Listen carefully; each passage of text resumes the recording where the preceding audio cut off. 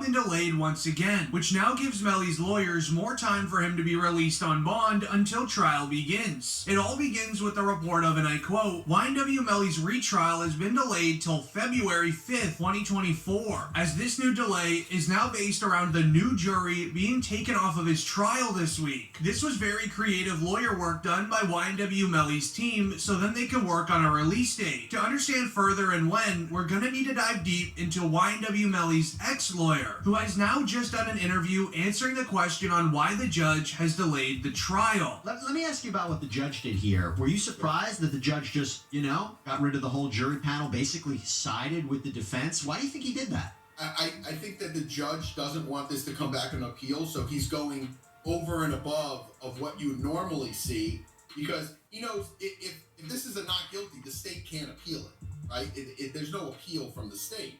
It would only be if this is a guilty, it would be an appeal from the defense. So a lot of judges go over and above for a defendant to make sure that they eliminate all possible appellate issues. From YNW Melly's perspective, the pro is there is now lots of time to build up new evidence proving that he's innocent alongside a chance of receiving a bond. However, the new negative is that if YNW Melly is found guilty, he will likely now no longer be able to appeal this case. The retrial is now an all-in situation for YNW Melly and YNW Borland. With the trial now delayed, Melly's lawyers are working around a case dismissal due to his rights being violated. As it all begins when it was announced, YNW Melly's lead attorney, Jamie Benjamin, filed a second motion to dismiss for government and prosecutor misconduct in violation of the defendant's due process rights with the Broward clerks on Monday, November 1st. As YNW Melly has a very high chance of release, all due to his rights being violated per the 14th Amendment.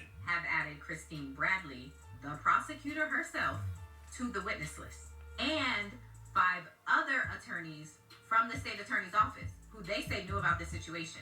That's 7 attorneys from the state attorney's office. Because of this, Melly's attorneys are saying keeping Christine Bradley and this state attorney's office on this case, this is not only a conflict of interest, it's actually a violation of Melly's right to due process, which is a part of the 14th Amendment. However, there's only one thing now standing in YNW Melly's way from receiving a bond. As after his lawyers submitted the case dismissal form, the prosecutors then released a never-before-seen video of YNW Melly, where the report goes and reads, "This is the video we requested from prosecutors in the state of Florida versus Jamel Demons. We have the honor of representing the family of Christopher Thomas, aka YNW Juvie. Melly's defense attorneys filed for a motion for protective order to prevent me from obtaining this video. The video was on Melly's cell phone. It was recorded a month after he allegedly got his 2 friends. It doesn't show a man in mourning or even seeking answers for his lost friends, and instead, it mocks them, if not takes credit for doing this through false expression." No regrets for the shit I did. That also means for the nigga.